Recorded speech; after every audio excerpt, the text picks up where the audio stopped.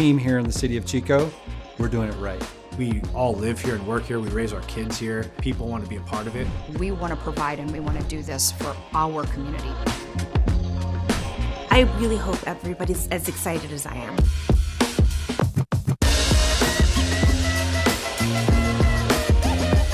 Hello, Chico. Hello, Chico. Hello, Chico. Hello, Chico. Hello, Chico. Hello, Chico, and welcome to the State of the City.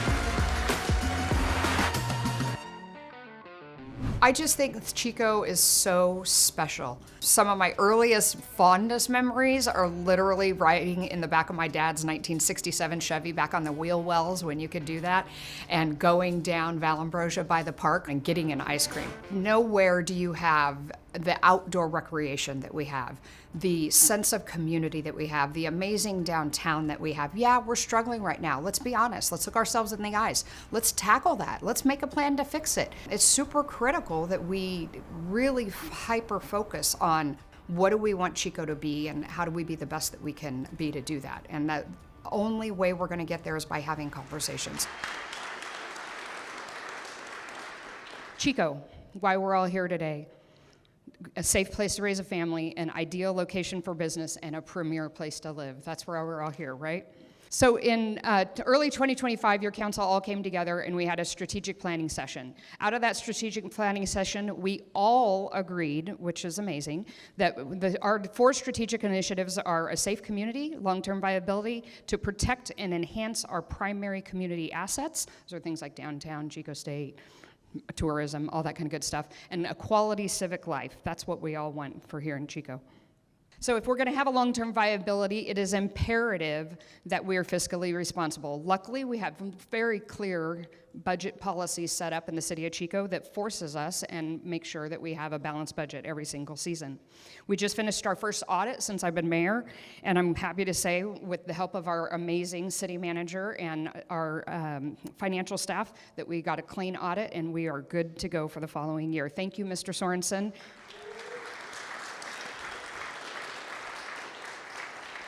And Ms. Martin and her team, we couldn't do all things financial without your guys' great leadership. In order to have long-term viability, we also need to continue to focus our Measure 8 funds on our roads and infrastructure and public safety. So let's talk about economic development. 2025 was a good year for some, but it was tough for others, for sure. Right now, rising food costs, labor, utilities, insurance are just the beginning of what we're all facing as challenges right now. But when there's change, there's also great opportunities for reinvestment and development in those places that change. Chico isn't alone. Nationwide downtowns are in a period of transition, and that's exactly what we're going through right now.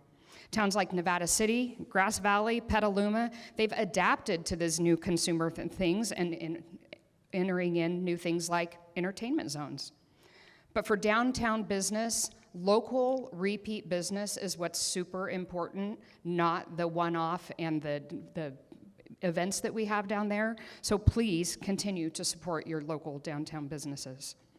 Also in economic development, downtown revitalization, that's a long-term plan. We're working on that. The streets will be designed to increase foot traffic. We're gonna have larger sidewalks, which will foster the entertainment zone and culture and shopping. Short-term, sneak peek coming up. Myself, city staff, and a small team are exploring an entertainment zone for downtown and getting it going as soon as possible. These entertainment zones boost local spending with area-cultured nightlife, arts, restaurants, visitor attractions, support small businesses, more foot traffic, getting people down into those stores, encourages new investments. When people are downtown, when foot traffic is there, it's going to get more visitors downtown. Increase tourism by giving downtown an identity as a destination for culture, nightlife, and community events, drawing visitors from surrounding regions.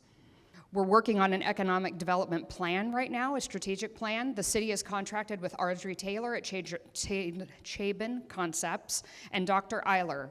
This economic strategic plan will help see us into the next 3 to 5 years. Audrey Taylor has done this in over 400 communities across the United States, literally from Alaska to New York. And we have her right here in Chico, and I'm super excited to have her and Dr. Eiler working on an economic strategic plan specifically for Chico to see us into the future. We've just begun engaging with all the different sectors in the economy for this plan, so if you haven't heard from us, don't worry. We just got started.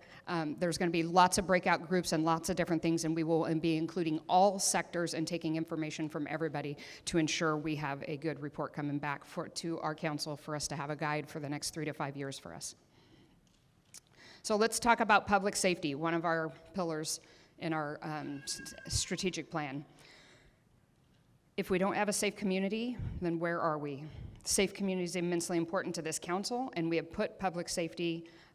We couldn't have it without our amazing police and fire department, and you're going to hear from that a little bit later.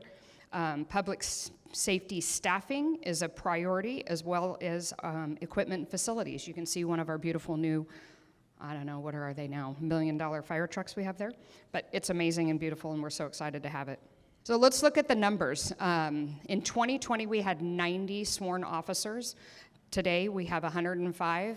But the really big one and the amazing one to me is the dispatchers. In 2020, we only had 15 dispatchers, and we are up to 25 now. We are actually fully staffed. At one point, all of these dispatchers were on mandatory overtime for weeks on end. So I can only imagine it's a much better work environment, and we're doing much better. And it is not going to happen while I am here that you're going to dial 911 and there's not going to be somebody there. So yay for our dispatchers. It's the hardest position.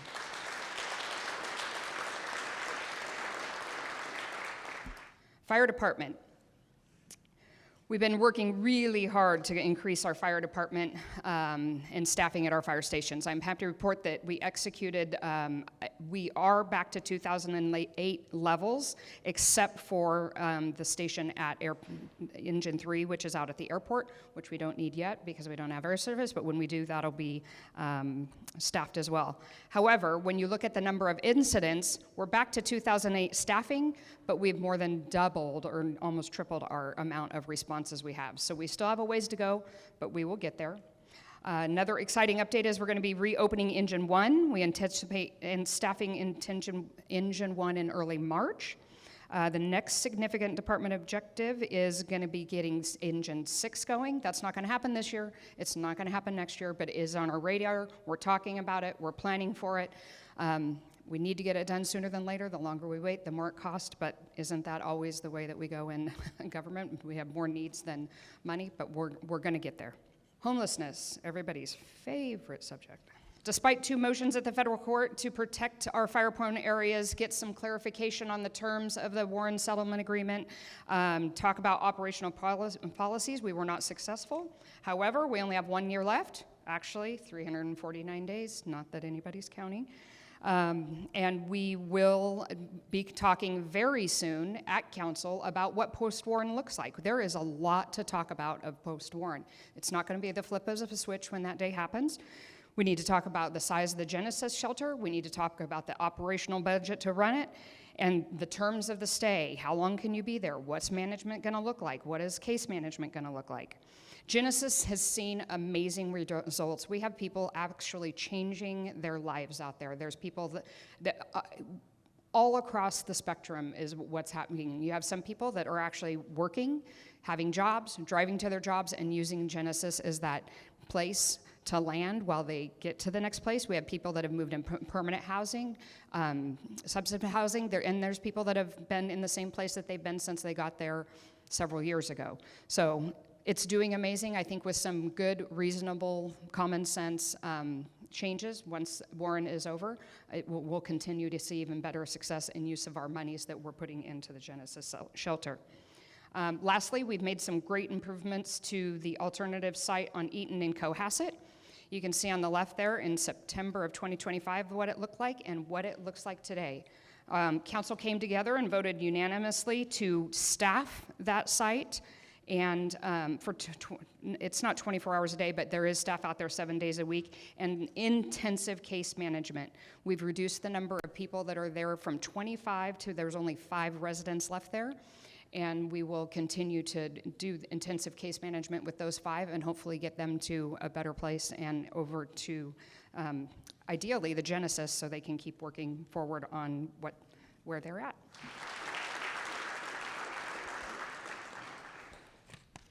We've been tracking what we've been doing to date. We've taken, from the beginning of the Warren Settlement Agreement, 2,100 tons of debris has been removed out of our community. 4.2 million pounds. Just 335 pounds in 2025. We did 87 individual assessments last year, and since the beginning of the Warren Settlement Agreement, we've done 720 individual assessments with individuals in our community. That's a lot of work that those case managers and the staff from Genesis have been doing. So thank you to Amber and her great staff for doing all that.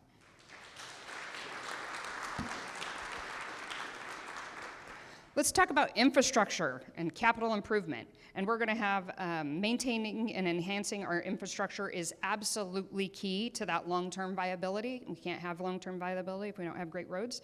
We're committed to dedicating our into the infrastructure through those projects. You're going to hear more about the capital improvement plan from Brendan, so I'm not going to take a lot from him. But just so you can see the 2026 upcoming projects, here's a small list of them: Floral South Park, Pavement Reach, Slurry Seal. I'm so excited that we're doing some of these slurry seals. We just did it up in Cal Park. It's what maintains the roads, gives us longer out of them. I know a lot of people are like, why are you taking care of that road that's brand new when you could be taking care of this one over here? It has a lot of potholes. We're doing that so it doesn't end up with the ones with the potholes in a few years. So it saves us a lot of money in the long run, and it truly is the way to go. I want to thank Brendan Audubon and his team on the second floor. We could not get through the amount of projects that we're getting through if that second floor wasn't grinding. And I know you guys are working late into the nights and doing a lot of things to make all that happen. So thank you. And you'll get more detail from him on those in just a minute. And if you didn't see a project that's near and dear to your heart on that 2026 list, here's what's happening in 2027, so maybe it'll be on that one. But again, we're working out, we're already talking about 2026, 2027, 2028, and that plan, and we will continue to move forward. I was supposed to tell you about potholes, in case you don't know, we have some potholes. And there is actually a phone number that you can call, but better yet, you can email in to my right-of-way or whatever it is, right-of-way maintenance at chicoca.gov. You can report it, let it know, and staff will get to it as soon as they can. They're not here right now, but our operations and maintenance staff, on top of everything else that they're doing and the regular infrastructure projects and the roadway maintenance and everything, these guys are going, and gals, are going above and beyond to go do those things after they do all their regular duties that they have to do. So way to go to our operations and maintenance.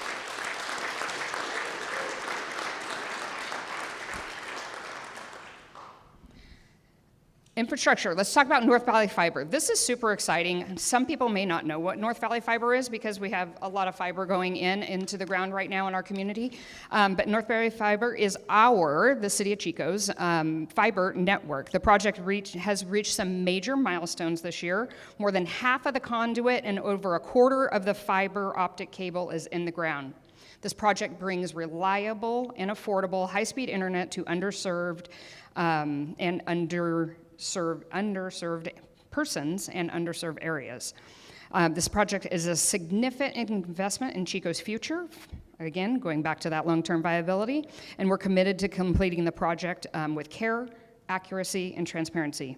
We should be having paid subscribers, the most important part, people paying for it, in the next couple of months and have activity ready to go. We're starting in the Chapman area. It'll include the police department and downtown City Hall, so that'll all be connected if there's ever emergencies and things like that in the future. But I'm super excited for Chapman Town to have that what is that, side of town. I'm terrible with my northeast, southwest side of town to let it start there. We had a great ribbon cutting, and the people that are running that project on the North Valley Fiber, they are super in tune to what's going on, available to talk to, care about what they're doing, and they've really been a great team to work with. So thank you to North Valley Fiber and making us connected. And last but not least, Major H funds. Thank you so much again to the voters in entrusting this to us as your city council to invest and use wisely.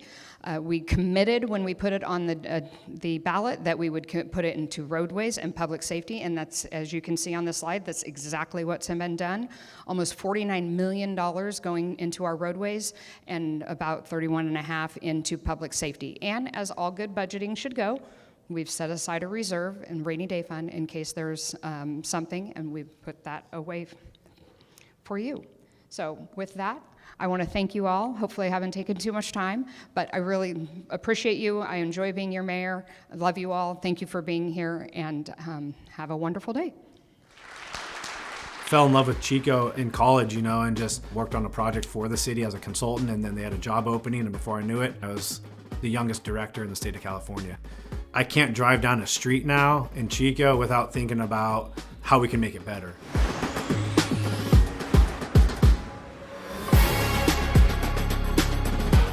When we're out on weekends at 20th Street Park for soccer, taking mental note of the things like, shoot, I gotta go fix that. You're out there with the rest of the community. You're a part of the community. Our team has exceeded expectations of being able to deliver projects, pushing them through the process as streamlined as possible.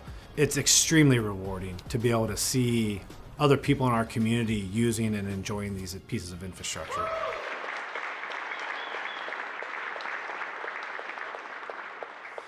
All right, good morning. Thank you very much for having me today.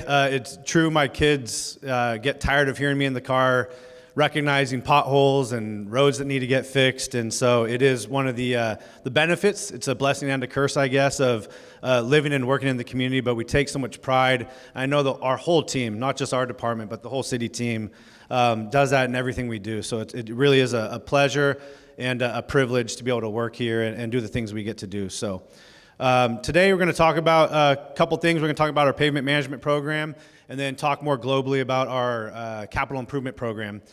So if I had to just real quickly summarize the state of public works for the City of Chico as we close 25 and we enter 26, I would say effective and proud. Effective in that we've delivered historic levels of projects and infrastructure improvements the last couple years and moving into the future here. And proud of our community. Measure H has been a huge thing for us. No one wants to get taxed, but we're doing our best to maximize what we do with those dollars in our everyday lives and at work. Proud of our city councilor and city manager, Mark Sorensen, for committing those resources to things like infrastructure that the community said they wanted.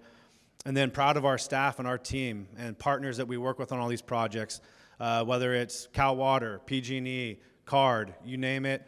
We work together with all these entities so that we're being very efficient and effective with the dollars we spend. So we've been very fortunate, and we're looking forward to continuing to do so.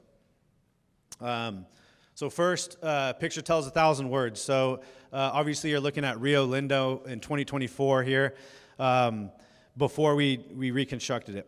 And then now what it looks like is obviously a significant improvement. What you don't see is what we've done is not just do the surface improvements and overlays, we're fixing base repairs so that these roads last the test of time. We get longevity out of it, and we have reduced long-term maintenance costs. So we're not just doing a surface treatment, we're doing a bottom-up approach so that we don't kick the can down the road and make it more expensive in the future. So from a network standpoint, our roadways consist of about 330 miles of roadways. Through our pavement management program, our roads are assessed on a scale of 0 to 100, 0 basically being a gravel road, 100 being a brand new paved road. We do this kind of on a every couple year basis, but we track it and update it annually. So with the influx of Measure H, you can see kind of a step up there. But what this shows us is as much as we've done, we also still have a long ways to go. I do want to add that sometimes, as Mayor Reynolds said, sometimes we'll do a full reconstruct, and that's like you saw there on Rio Lindo. Sometimes we do pavement preservation. So it's a balancing act of looking at it from a holistic perspective of not just fixing the worst first cases, but also catching those roads before they fail.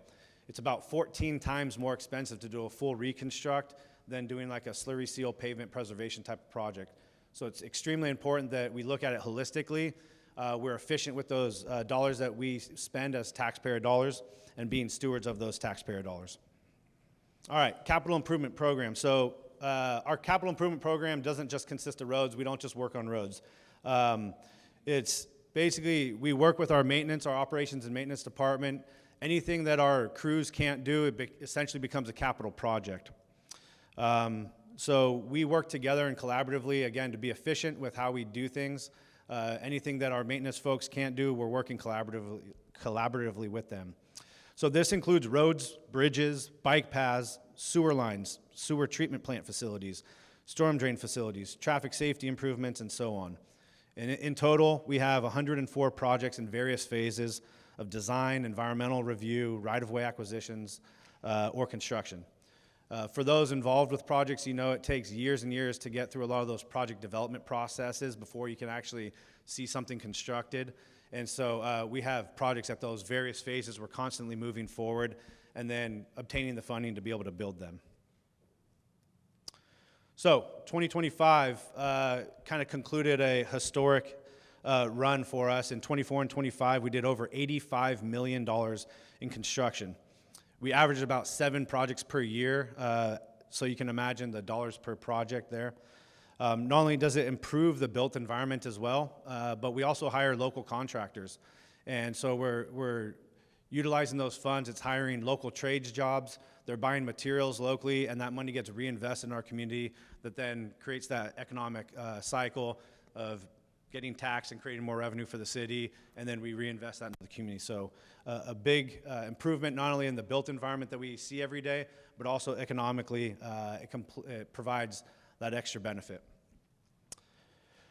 So rattle through a couple projects that we completed here this year. Bikeway 99 Phase 5, a really unique project, obviously, and something that we obtained grant funds to build, and is something hopefully that our community can have as a signature piece of infrastructure and closes gaps and improves safety for the bicycles and pedestrians, as well as removing those conflict points for vehicles. Bruce Road, we are not 100% done. I will say, I know I've heard a lot from people in the community about the smoothness of the road. We're working through those with our contractor. But I think this is an amazing project that really represents the benefits of getting out ahead of new development. As you can see, we built this road out in front of future planned development. And the goal is to reduce the time and money that it costs for developers to build and do what they do best, of building homes, building buildings, and adding to the economics of our community. That was the biggest project in our city's history too. So over $30 million we've expended, and again, lots of different funding sources that make those types of projects happen. Esplanade safety improvements, trying to pay homage to our history, but enhance and make safer and more functional for today's needs. So obviously we added in our bike path along the east side of the corridor there, adding in split rail fencing and improving safety with crossing lengths and durations. Across the Esplanade, we added in the roundabout there in front of Chico Junior High and made a parallel corridor of improvements for bicyclists on Oleander. So that was about an $8 million construction project. Salem Street Bridge. We just completed Salem Street Bridge. Functionally obsolete is the technical engineering term, but basically we widened it. I have a lot of nerdy engineering terms, sorry. Forgive me. But we widened it essentially to accommodate current needs. It didn't have sidewalks and didn't meet our current needs. So we used Highway Bridge Program funding at the federal level to basically demolish this and build a new bridge. And obviously it came out beautiful, trying to keep the historic aesthetics to it as well. Notre Dame Bridge. This is a brand new bridge over behind Marion Park, connecting Marsh Junior High School over to the Marion Park area. And so we utilize grant funds for that. It's still in construction here. We anticipate being fully completed later this summer. And again, another opportunity to just improve circulation, safety, and access to all these new growth areas. And I'm pretty sure everyone's seen this Peterson Memorial Drive through Lower Park. Just such an amazing improvement to our park, and obviously the gem of our city. and came out really well. And we use, again, a bottom-up approach. I would anticipate this roadway is going to last 100 years and serve our community for generations to come. North Bruce Road, back behind us here. This was a full reconstruction again, doing a bottom-up approach and connecting it to the south part of Bruce Road that we've widened, and came out great. Did some enhancements to some of the bike lanes and connectivity there as well. And as Mayor Reynolds mentioned, pavement preservation. We did Amber Grove neighborhood this last year and Cal Park. You start to see small signs of cracking, and that's when the pavement starts to fail. So we, again, coordinate with O&M, do crack sealing, and we slurry seal it, and that is going to extend that life so that we don't have to spend millions of dollars fixing it. It's on the order of hundreds of thousands, not millions. Another big one that probably no one here has seen is out at our sewer plant is our primary clarifier rehab project. So we're going to demolish this year. We just bid it and awarded it. But it's going to demolish it and build it a new one that is going to serve our community. Everyone likes that when they flush their toilet, it goes away. And yeah. If it doesn't work, we get calls and people are very unhappy. So it's important that we get out ahead of those, identify these needs, again, working with our maintenance folks, and we do these types of projects so that it's a cost-effective, long-term utility that we provide to our community. So, looking forward now to 2026. Again, just proud of what we've accomplished through 2025, but we have a plethora of projects in 2026. First, we have our Pomona Bridge replacement. So this will start this summer. Similar to the Salem Street Bridge, we're going to demolish that, widen it, and make it modern to our current needs. Floral Eaton Roundabout. So there at that intersection where development has occurred over the last several years, we're going to be improving that four-way stop with a roundabout to improve circulation and access along the Eaton Road corridor. One of our road rehab projects is 20th Street. So we're going to be going from Highway 99 to Notre Dame Boulevard there in front of the Chico Mall, Chico Marketplace, and improving the pavement conditions there. In addition, last year we did Peterson Memorial. This year we're going to be doing the south side of Big Chico Creek through Lower Park and doing South Park Drive. So now we'll have smooth pavement for bicyclists, walkers, joggers, you name it. All of our great Chico events that happen through the park. And so we're excited to have this one come to fruition as well. Another road rehab project is Cianothus, there behind Pleasant Valley High School football stadium. So we've already removed some of the trees. We're going to be installing curb gutter and sidewalk and more dedicated parking for the high school students. We'll be replanting trees and making it more aesthetic and with current trees that are native to Chico. Park Avenue beautification, we just opened bids on that, so that'll be starting here soon, improving the bike path along the east side of Park Avenue, doing some new art pieces. We just removed the plow there through in the center median, so we'll be replacing that with some updated art, and looking forward to having that project, again, just add to the aesthetics of Chico. Sorry, this seems repetitive, a lot of road rehab stuff coming, but again, it's a symptom of a lot of investment and funding going towards road rehab stuff. Fair Street, multimodal. So we're going to be rehabilitating the roadway there. We're going to be adding in a center turn lane, adding bike lanes, and some drainage and lighting through that whole corridor. This was a grant that we received after the campfire, and so we're looking forward to kind of improving that access and pavement conditions through that area. Another one is North Cedar. So another grant funded combined with Measure H funds. And we're going to be redoing the pavement there, enhancing that curb gutter and sidewalk so it's more accessible and safe for the residents along that area, and access to the bike path that ultimately leads to Chico State. And lastly, our 2026 pavement preservation is Forest Avenue. Again, we work with O&M. They went and buzzed out some of the real failed areas in the wheel track, so you'll notice that. Now we're going to come through with a pavement preservation, slurry seal, and extend the life of that and cover it all up and complete those improvements, fresh striping and everything.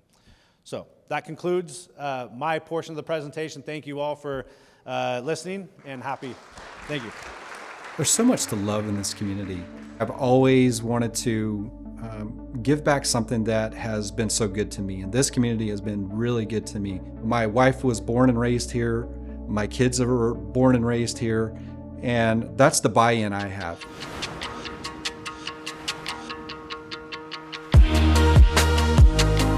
If I were to think about the one thing that I really enjoy about this community is the way we take care of each other.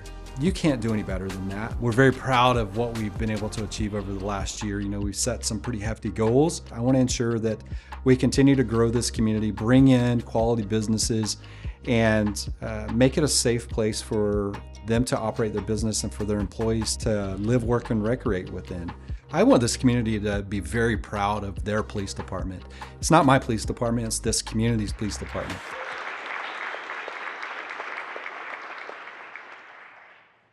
Well, good morning, and thank you for having me. The first thing I want to do is say thank you to three groups of people. The first is to our community, the second is to our city council members, and the third is to our overall city staff, because without those three groups of people, your police department would not be successful. So let's give them a round of applause. Thank you.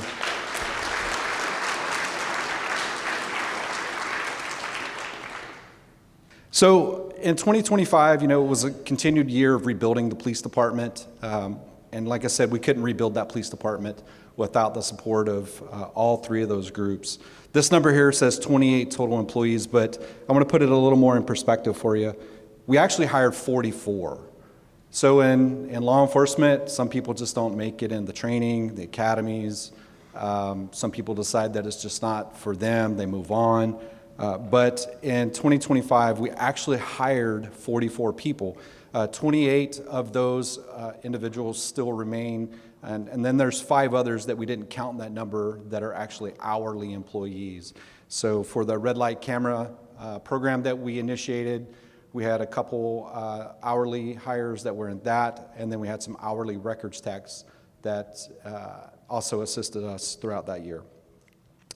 That number is like, well, what all does that include? And, you know, so we have so many different areas in our organization or department and throughout the overall organization of the City of Chico. But I just want to break it down here for you a little bit, just so you have a perspective of where those new hires were placed within your police department. So police officers is typically the first question I get is, how many police officers do you have? How many do you need? And for 2025, we had hired 6 sworn officers. 5 of those were academy trainees, and you know, the one lateral police officer, that means they came from another agency. And you don't hire police officers and not hire support staff. You just can't do it.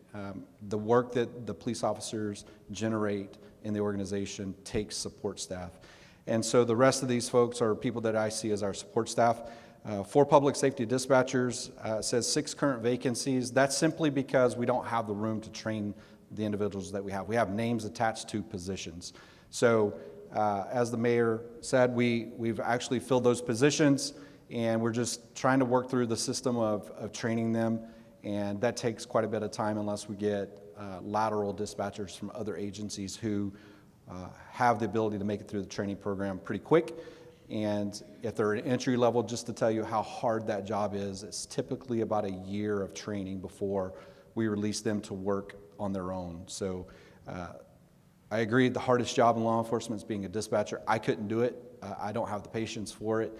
And those ladies that are in there are angels, and I give it to them for what they do. It's amazing. Records technicians, those are the folks that, you know, they go through and get all of our reports to the district attorney's office and over to DOJ and to the federal government for our mandatory reporting requirements. Communication specialist, I hired a new public information officer last year. That's Kayla Gates. She might be in the room somewhere here. She was supposed to sneak in at some point. But if you follow our social media, she is killing it. I mean, I have to put the leash on her and pull her back and say, hey, let's calm it down a little bit. But she's doing a great job. I lost the one communication specialist I had for a while. She left to go to CHP to be theirs. And to me, I say that's a win, because we trained someone so well at our police department that CHP even wanted to take them from us. So But Kayla's killing it. 4 community service officers, those are the folks that you'll see either working in our jail or taking what we call cold police reports, your burglaries that are found after a period of time, thefts, and things of that nature. We're currently training one who's going to be operating our red light camera program. We actually got him from Reading Police, who has the red light camera system up there. He's got 3 years of experience in that area, and so it'll be pretty seamless for him to start operating that system for us. Animal control officers, we hired one who's finished training. 4 animal services associates. Those are the folks that when you go to the shelter and you say, hey, I want to see a dog or a cat, they help you, walk through the shelter and pick the right animal for yourself. And animal services technicians, those are the ones that help, like your registered vet techs, provide the health to the animals, the health care to the animals. So we have 106 authorized police officer positions and 3 park ranger, sworn park ranger positions. And right now we are fully staffed with those positions other than the park ranger. We have 1 opening for the park rangers, and we have it says 1 police officer vacancy, but I have 5 lateral police officers that are just dying to get started with this. So your police department, in terms of your sworn staffing, is currently full, and people are waiting to be put into the training program. So that's an amazing accomplishment that we have achieved since I took over, and we were about 40 positions short in terms of getting people to fill those positions. So amazing work that's been done from across the organization and from you as a community in passing Measure H.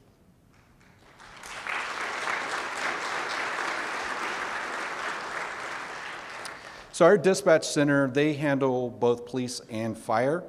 Here you see the numbers of generated calls that they're handling within that center. The fire department, you see there, citizen generated. That means a citizen called 911 for an emergency of some sort, whether it's medical or a fire or an accident of any sort. Self-initiated means like your fire prevention officer or maybe even a fire crew said, hey, there's something going on, we need to check on it, for a total of over 20,000 calls.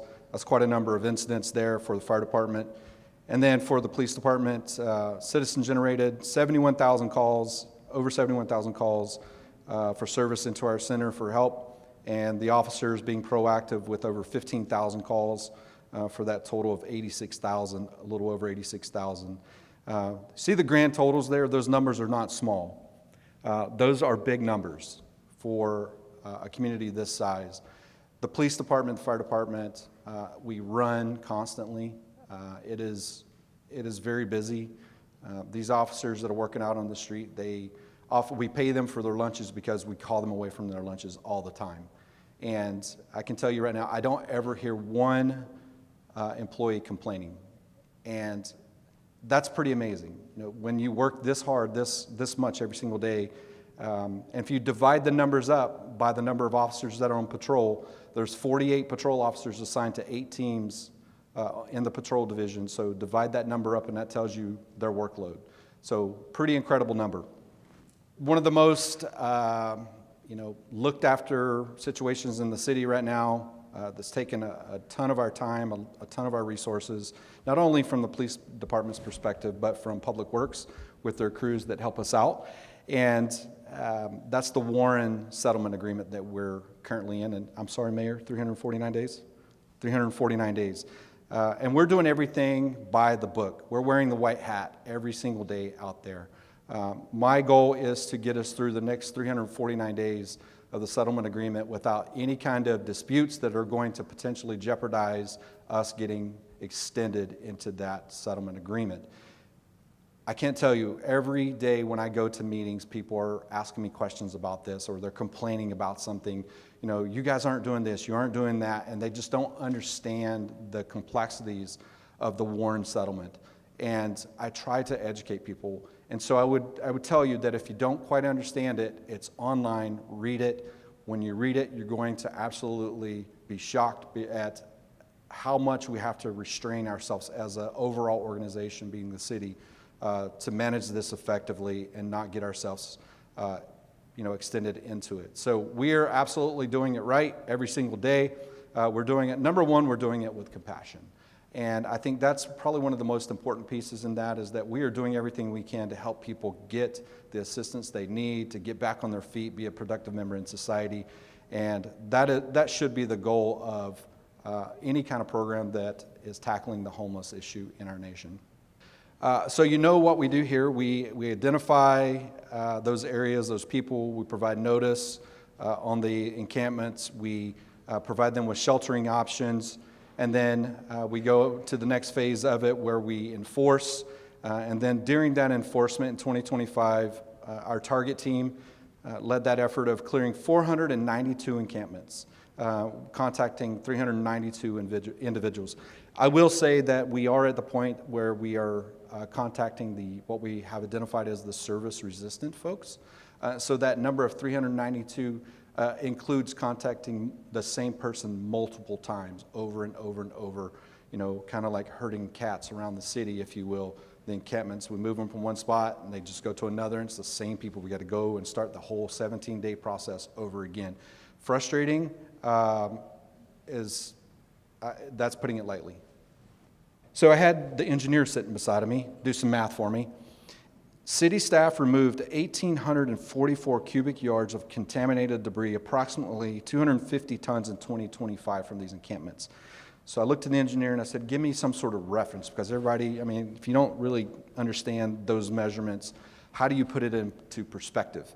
And so, being the engineer he is, and he spun the propeller real quick and said, okay, here's what you want to do is describe this room in here, about 40 by 40 by about 20 feet high. Now fill it up with garbage. That's what we removed in 2025. So if you try to picture that real quick, of all that debris in this room, that's what we're challenged with yearly. And I know the mayor talked about an overall number, which, if you just basically say 4 times that amount, it is a huge amount of work for our city staff. So some technology, this is one thing I wanted to point out to everyone in here this morning in terms of technology that we have been utilizing for a while, but we've been expanding it. And a lot of people say, well, why do you need to expand this program? And I want to make it very clear. The license plate reader program is something that we have found has helped us solve everything from as low as simple shoplifts at businesses around the community, which have plagued the state, and all the way up to homicides, to include killing of an Oakland police officer. We used our system to find them coming through our city. And so what we've done is expanded that system so that hopefully as soon as Caltrans approves the permits for the highway for us, you won't be able to get in or out of the city without coming past an entry or exit point and having not passed through one of those license plate readers. Now, we only utilize those for investigations. We don't sit around and look at them and have no desire to see who comes in and out of the city just for no reason. But when we have a crime and we have a potential plate for a vehicle of a suspect or a description of a vehicle, we can enter it into this system and it'll say, hey, you came through this intersection this many times. And when a person during an investigation, during an interview says, no, I was never there, well, you see how we use it now. We say, yes, you were. And hopefully that helps us solve a case. But we are expanding that. We added 3 new intersections in 2025. And in 2026, hopefully we'll get the final permits for the highway piece from Caltrans. And then that'll complete the overall goal for our license plate reader program. Our animal shelter and animal services folks, I can tell you this right now, and I say this all the time. There's 2 things that'll get me fired really quick in this city. And that's if you don't appropriately handle animal issues or kid issues. And in that order. This community cares about animals. And I'm being facetious, obviously, but this community does care about animals. And I can tell you that this facility here was built, I think, Mark, help me out, in the late 60s, I believe it was, somewhere in that range. We've decided to keep working on it and put some money into it. We've cleaned it up. We've updated it. We have the new shelter or the kennel next to it that we've upgraded with some air conditioned units for the animals. Great project that we needed for sure with the hot summers around here. But I just want you to look at those numbers right there. Those are incredible numbers when it comes to animals in our community. And our shelter staff, they work hard every day in that shelter to make sure that those animals are cared for. And anytime I go out there, I typically will show up just unannounced and just start walking through and see if anybody comes out to help me. As soon as I get there, someone's running out. Hey, how are you doing today? And if they don't know who I am, they'll start offering me an animal of some sort. And if my wife were with me, she'd say, yes, let's get a couple. I say, absolutely not. But as I walk through that facility, what I find is that those employees working out there truly do care about animals, and they try to take care of them the best that they possibly can in the shelter that we have.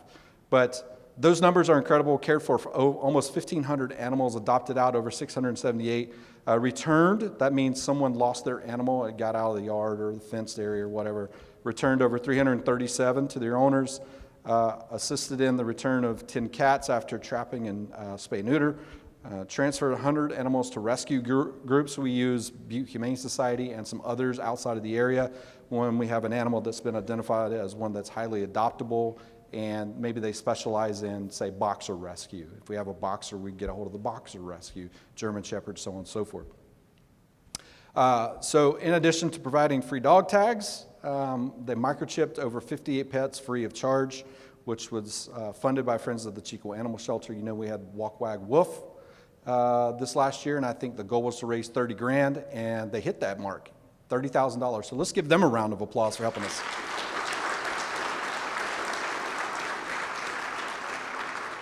The last thing I want to mention about the animal shelter is we had this goal of trying to clear out the shelter as quick as we could and as efficiently as we could. And we figured, you know what is it that maybe is a roadblock for some people for going and adopting an animal? And that is the fees associated to the adoption process. So I had this idea. I said, you know what, it's costing us more money to house this animal, take care of them, feed them, than it is with the money we get in return for the adoption fees. So I went to my boss and said, hey, boss, here's my idea. Just throw this out there. It costs us more money to keep this animal than it does to waive the fees and hopefully clear out these animals to a good home, clear out the shelter so that we have more space for any other animals that are coming in. He liked the idea. He's given me the thumbs up on that for over a year now. So that's been highly successful, and I'm sure you've seen on our social media when we say, hey, it's free adoption, February, come get an animal. It doesn't mean that we don't go through the process of making sure the animals are going to a good home. We still do the vetting process to make sure that occurs, because we don't want to give an animal to someone that shouldn't have them. But thank you to my boss for waiving those fees. It's helped us tremendously. And then here lastly, community outreach. So, a good police department always has a good community outreach program. And if I had more staffing, I'd have a complete community outreach unit. That's all they would do. So we met as a command staff and said, how is it that we can potentially have community outreach without having a community engagement team? Well, we put out this idea of how about each patrol team, there's 8 patrol teams, come up with a community engagement project throughout their rotation. They do 2 rotations of shifts a year. And these are some of the pictures from it, the things that we've done over the years. But if you followed the social media, you saw we did the Cool Down with a Cop, where we did a water balloon fight in the park over there off of East 20th Street. And we've done other events where the officers just show up at a large park where kids are and just start handing out some of our swag, talking with the kids, engaging with them, going to other community events that we typically do, like the Torch Run or Blue Santa, you name it. We've done a ton of those things, and that right there, it means a lot to the community, and it means a lot to me that we continue to engage with our community, show them the other side of the person wearing the uniform, and that we're just humans. We're just people that are living in this community. This is a job at the end of the day. We want to make it a safe place for every family, including ours, to live, work, and recreate. And with that, thank you all for your time. I get to be around people every single day that come to work hard to support each other, to support our students. What could be a better job than that?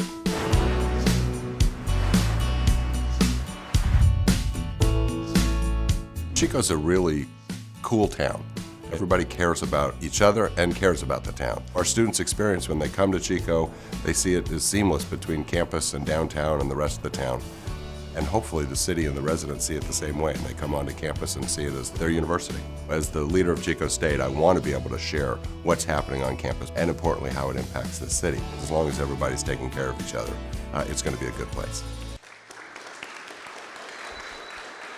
Good morning, everybody. Full disclosure, I don't know that we've seen those videos that you all saw, and now I kind of wish I did because I took a peek and I think I might be wearing the same outfit as when I was on that. So apologize, it might be a different shirt. First, my name is Steve Perez. I have the privilege of serving as the president at Chico State, and it is a truly wonderful job. You heard some of it there. We're going to talk some more about it, and I'm going to tell a little bit about what we're doing and what we're looking forward to. But let me put a couple thank yous in. Thank you to Molly in the chamber, Casey in the city for including us in this. We take our role and responsibility as part of this community very seriously. You're going to see we're being recognized for it, and we think we're doing a good job. But what I know is you all are doing a good job. So this is the best audience I've ever seen. Y'all are sitting there, you're paying attention, you're listening, you're laughing at the jokes when you're supposed to, you're clapping at the applause lines, you're doing great. We're going to turn it up a notch. Right? This is now the crowd participation part of the program. So raise your paw if you're a Chico State Wildcat alum.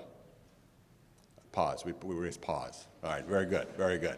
All right, if you are able, stand up. If any time in the last year you were kind to somebody else, you supported the city in any way, nobody stood up, seriously. If you did anything to make this a better place to live, work, learn, and recreate. Now I want you to look around the room. Look around the room. You see people that you know. You might see people that you don't know. You see people that you agree with. You probably see people that you have different opinions of and disagree with. But what you also see is a community that pulls together, works together, cares for each other, and makes sure this is a wonderful place to live, learn, recreate, and work. Right? And I want to thank you all for that, because you make it able for us to go out and sell Chico State, talk about Chico State and the college experience that we try to provide for our students every day as a very unique one in the state of California, and I'd say the best one in the state of California, and it's thanks to all of you. You can stay standing if you want, but sit down. Give yourselves a round of applause. So thank you. Thank you very much. Also, full disclosure, I don't remember what order my slides are in, so we're all going to find out together what we're talking about. As I said, we take our role as part of this community and as an economic generator, as something that helps our community. We take it very seriously. The CSU did an economic impact study last year to look at what we do as a system. We're part of a 22 campus system, over 460,000 students in the entire CSU, over 15,000 of them with us here at Chico State. And we're very proud of what we do. That is part of our job as a regional comprehensive university. The numbers for the CSU are huge. CSU's statewide impact, $31.6 billion a year in economic activity. What does that mean for Chico, though? Our regional impact is over $1.3 billion per year when you look at what we do economically and the ripple effects that it has out in the region. Industry activity, $934 million, $340 million in wages earned, and $75 million in state and local tax revenues generated by our employees and by our alums. And so we're very proud of this, and we want to do more of it, and we will continue investing in our community and making sure that this is as great a place as we possibly can. This slide I'm particularly proud of. I mentioned the super exciting words. I don't know if this is a propeller on the cap word or not, but the regional comprehensive university. That's what Chico State is. That means we do three things. We support our students with great educational opportunities, great academic programs, and a wonderful academic experience. And then we launch them into the world and hope that they're successful. We're recognized by the Carnegie Foundation. This is the foundation that looks at what universities do, looks at data of their outcomes and their impact, and classifies them in different regions. We're an opportunity college. That means we have high access from students. We accept a lot of students and from a lot of different backgrounds, from a lot of different socioeconomic backgrounds and a lot of different capabilities. We accept them in, then we teach them as much as we can. We have the benefit of being around them for a couple of years, then we launch them into the world. But not only do we have high access, the outcomes we have are significant. The increase in the level of wages that our alums earn is significantly high, and we're one of the best in the country. In fact, if I was looking at it right the other day, we are the best in the country at doing this. So we're an opportunity college. We support our student success. We're also a research college. Our faculty and our staff do incredible research and creative activities that is applied, important, regionally impactful, and regionally important, and we're recognized as that as well. In fact, we're one of only 38 universities in the country of our type that are recognized in both of these areas. But thank you.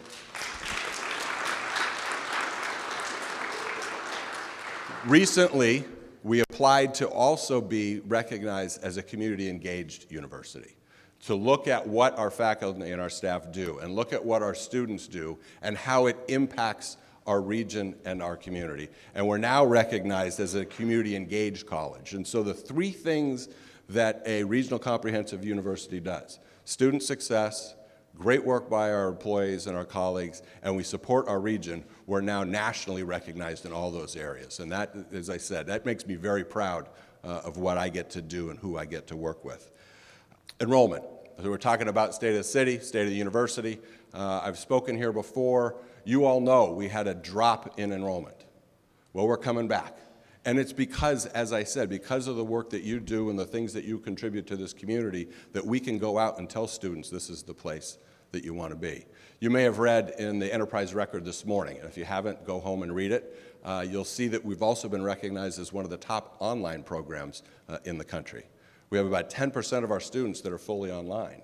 But our bread and butter, and you can read it, Leslie Cornix, our provost, that she was interviewed in there, and talks about how it's important for us to do that, but it enhances our on-ground experience, our on-campus experience that our students have. And we're going out, it's working. We've increased enrollment for the last 3 years. That's the last 6 or 7. There we go. That goes better in a room of middle schoolers.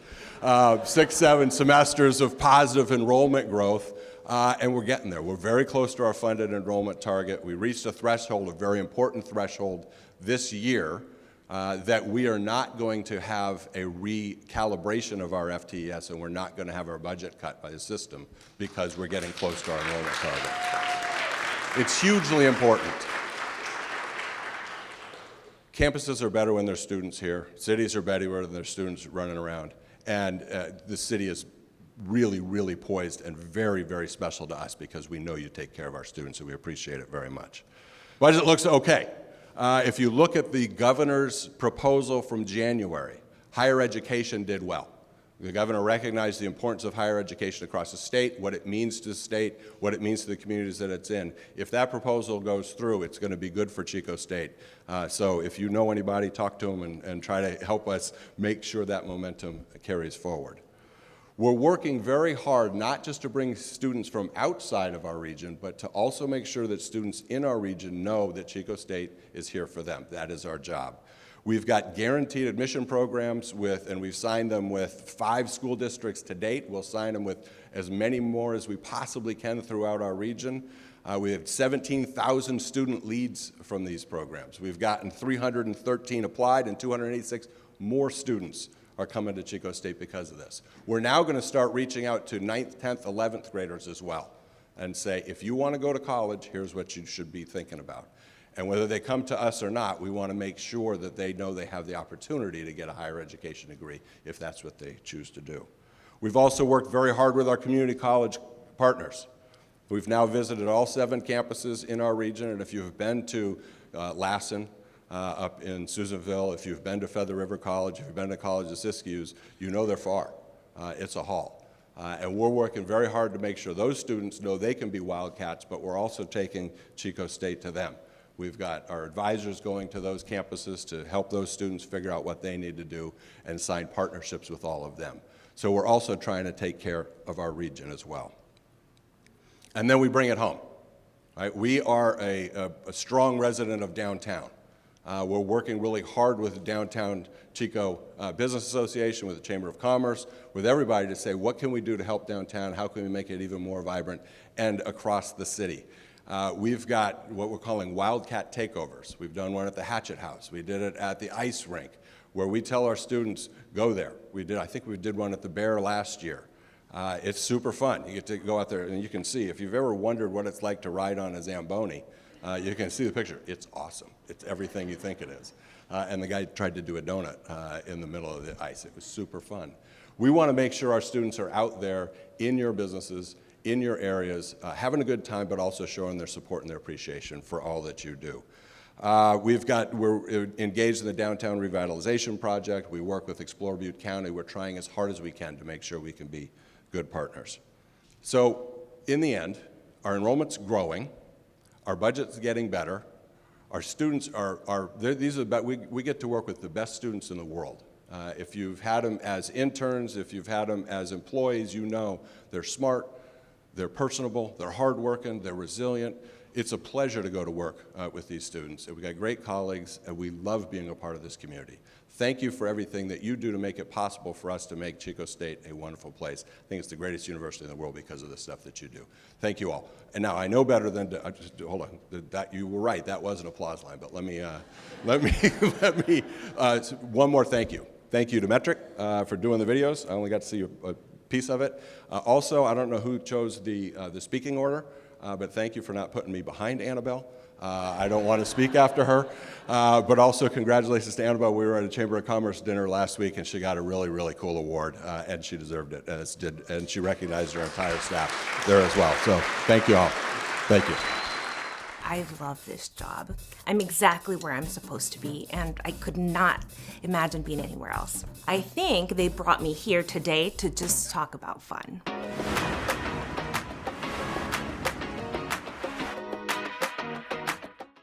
Being out in the parks is more than just wellness and nature. It's about making memories and connecting with community. What could be better? Recreation and having spaces to connect and to make memories is one of the biggest factors in quality of life. To have these incredible amenities coming, I really hope everybody's as excited as I am.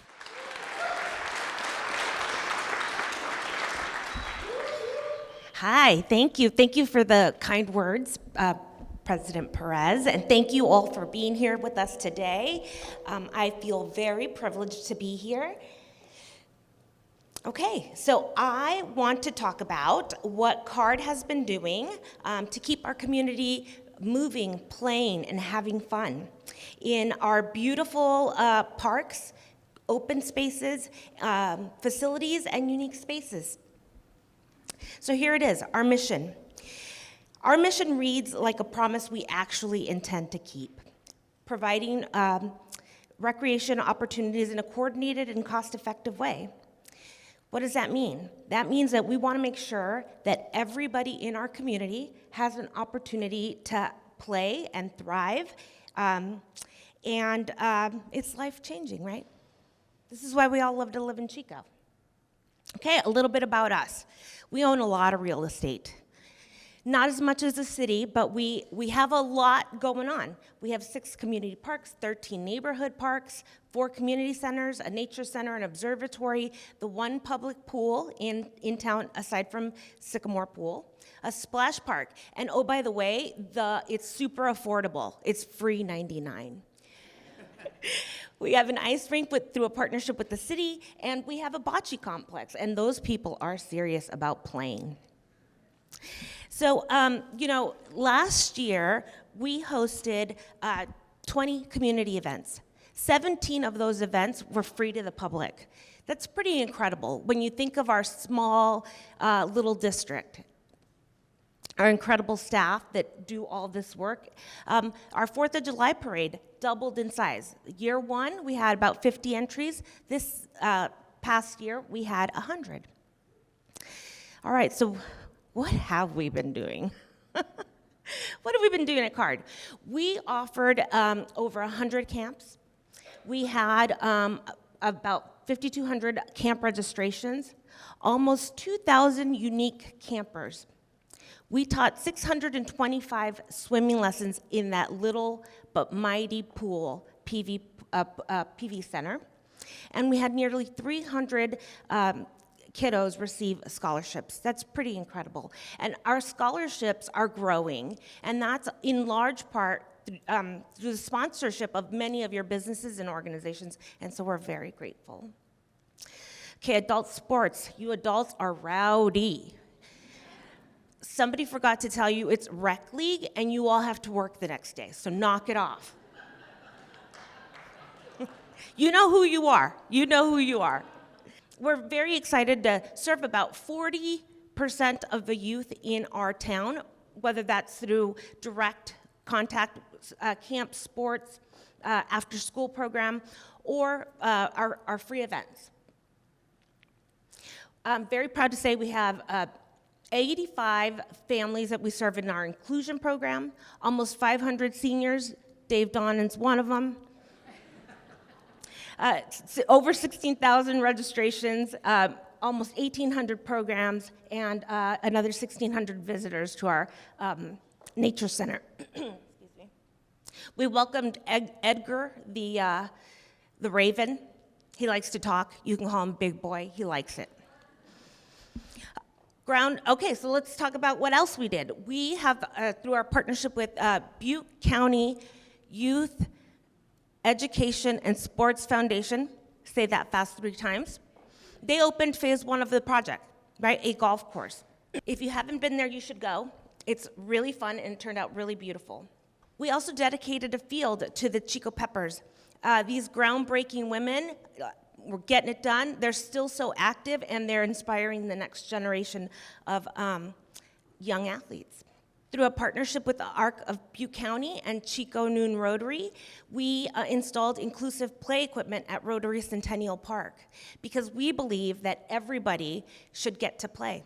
And so we've got kids of all abilities spinning in that we go round together making memories. We can't do this alone. North Valley Community Foundation is helping us with our CARD Foundation to fundraise for our aquatic center and various other initiatives. Okay, so what's coming? The Chico Bike Park.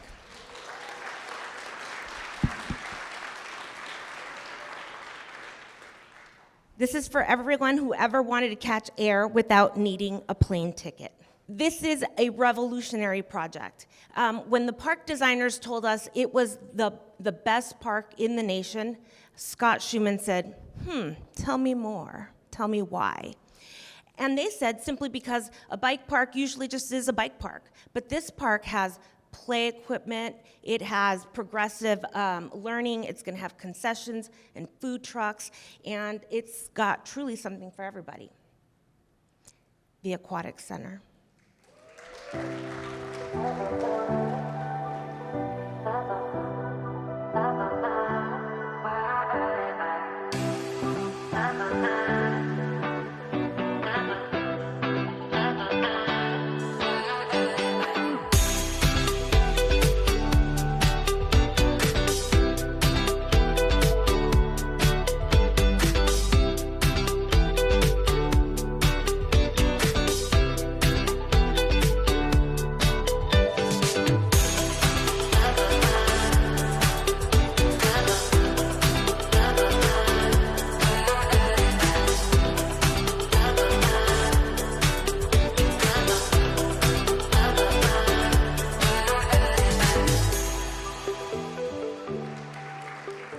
We are overjoyed to be able to finally deliver this project to our community.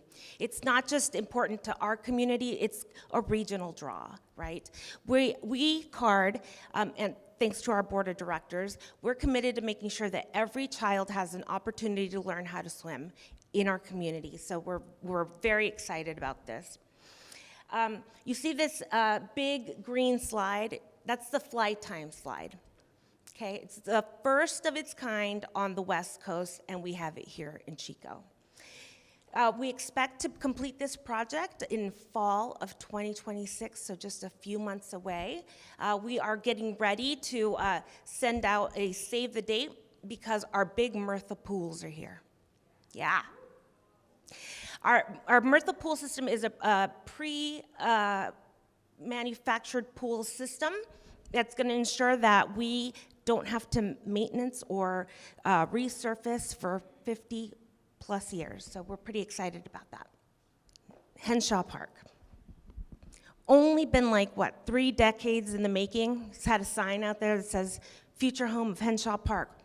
Well, we're about 95% construction drawings, and we anticipate to also put this project out to bid and start it in 2026, hopefully complete it as well.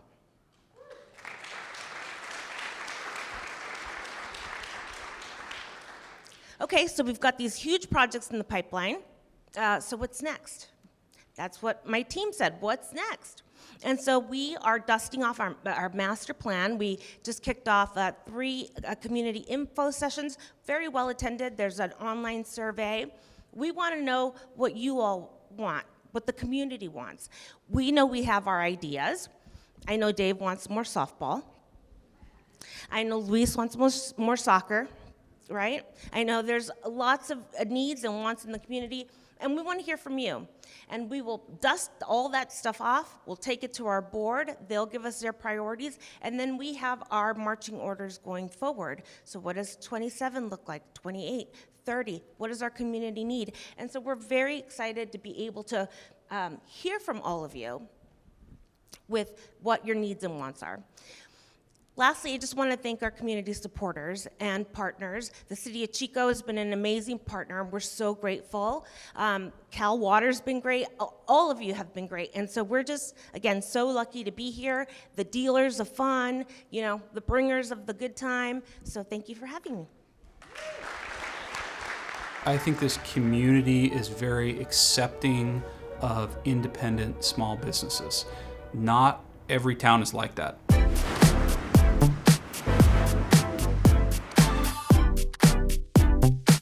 Small businesses make the community better. It's that personal touch, the personal service in this day and age that makes you keep going back somewhere local. I look for that when I'm out shopping, and I also think that's what has made Golden Valley Bank successful in the community as well. It's about service. The more entrepreneurial growth that we can support through financing is going to be our contribution to making Chico a better place. Thank you. As mentioned in the video, my name is Quinn Velasquez, and I am the Chief Credit Officer at Golden Valley Bank. First off, I wanted to thank the City of Chico and the Chamber of Commerce for allowing the bank to participate with this panel of speakers up here.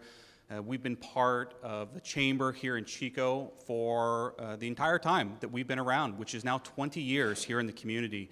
We have locations in Chico, Oroville, and now in Redding as well.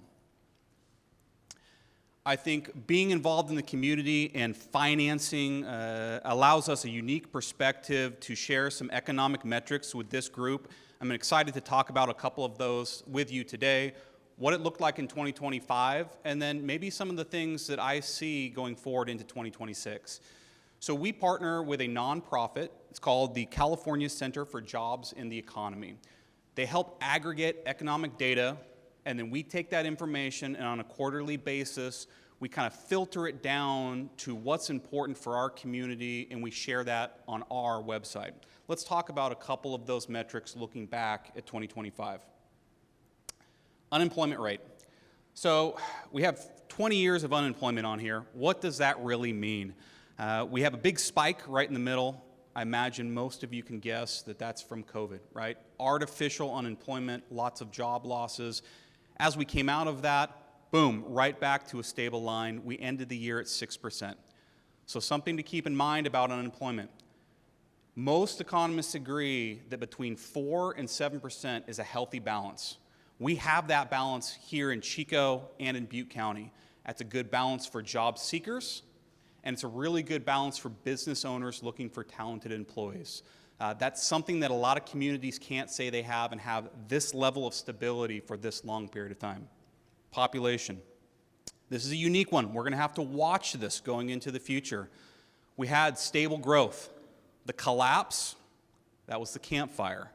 Over 15,000 structures lost up in Paradise, and we saw a lot of exodus out of our community. When I say our community, I mean our county, to other counties.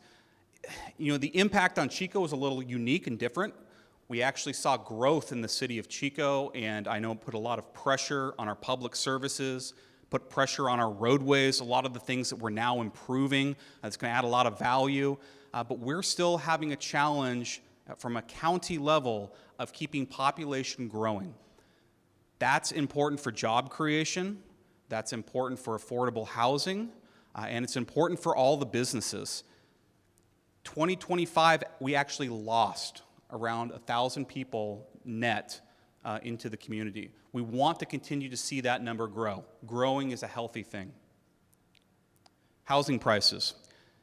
Chico, for the third year in a row, we now averaged over $300 per square foot for residential housing purchases. Paradise is roughly 15% cheaper than Chico, and then Oroville is about 30% cheaper than Chico. I consider Paradise and Oroville bedroom communities, commuter communities to Chico. Why this is important: $300 per square foot is expensive.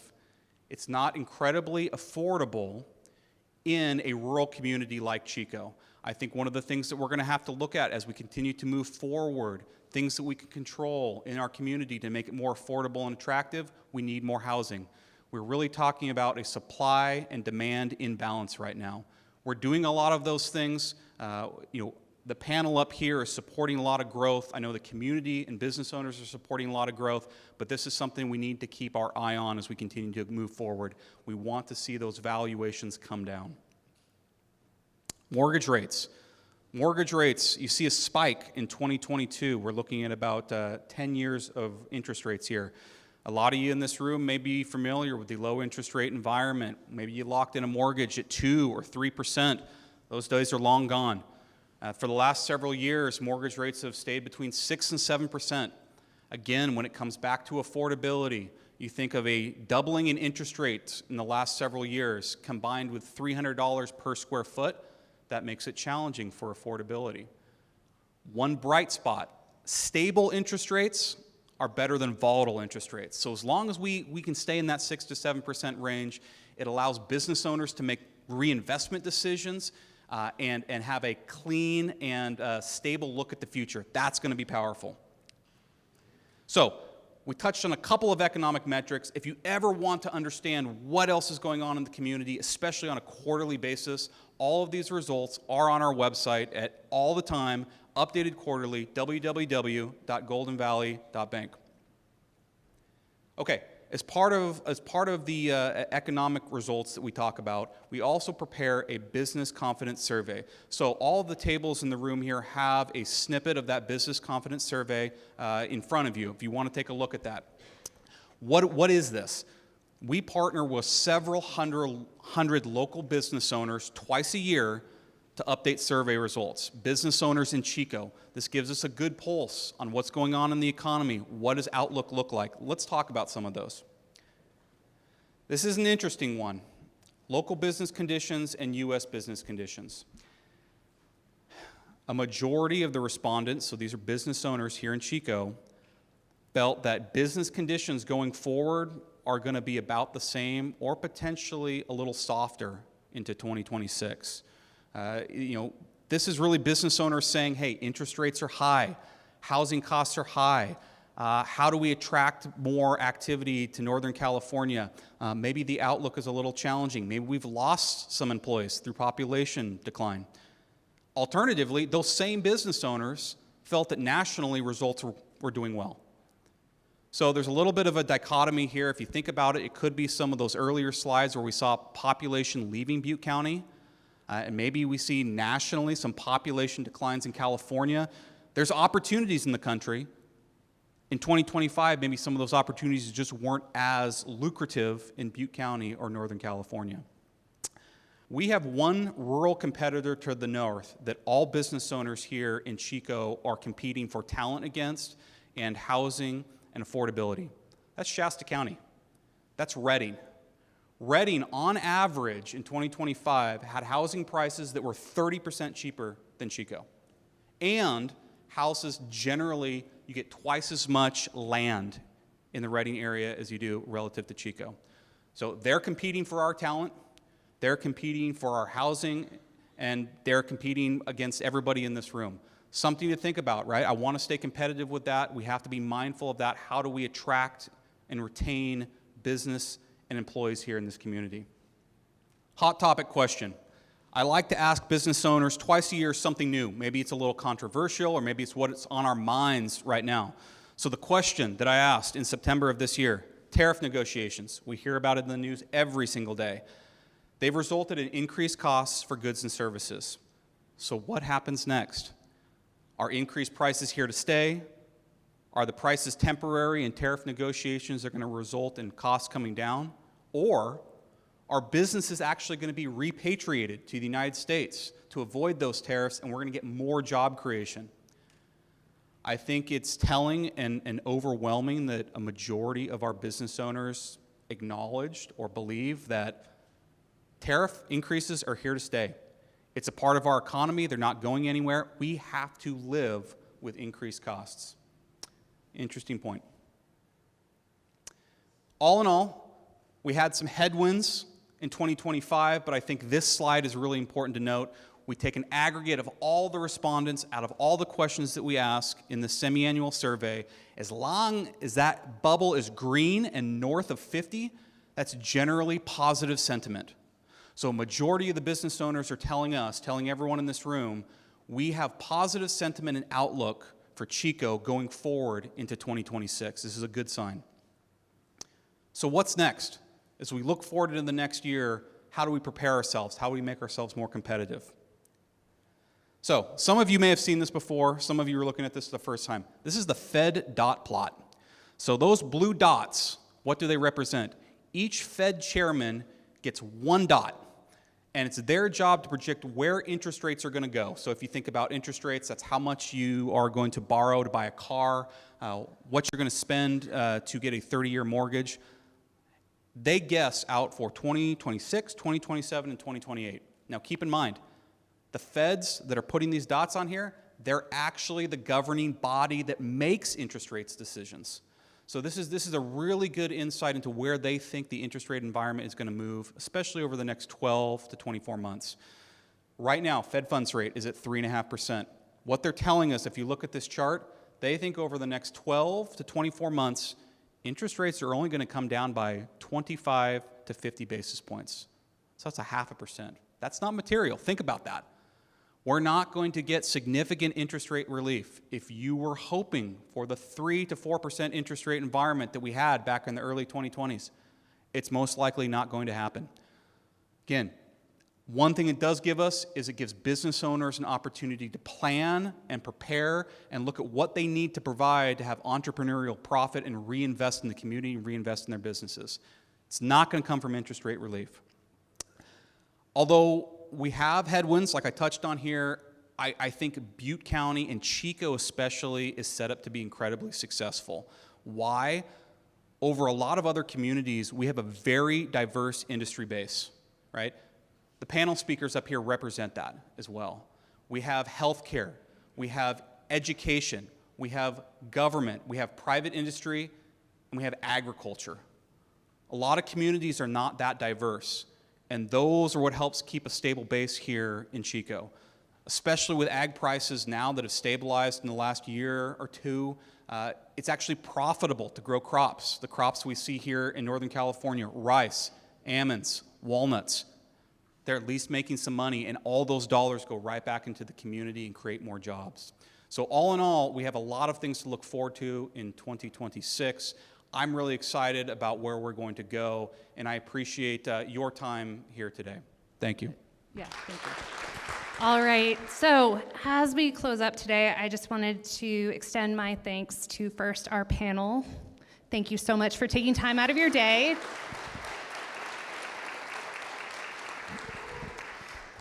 I would like to thank the Chico Chamber Board of Directors.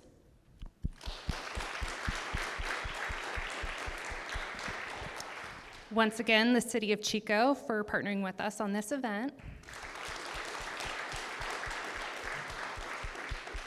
The Chico Area Recreation and Parks District for giving us such a beautiful facility for today. I would also like to recognize those who helped make today possible. So Jody Drysdale and her team at CES Events. The team at Metric Cosmetic. Bidwell Perk for all the delicious food and coffee. And lastly, for each and every one of you, you contribute to this community and the successes we have in our future. I cannot tell you how much I look forward to working with all of you, and I just am so excited about the bright future we have ahead of us. So thank you all so much, and have a great rest of your day.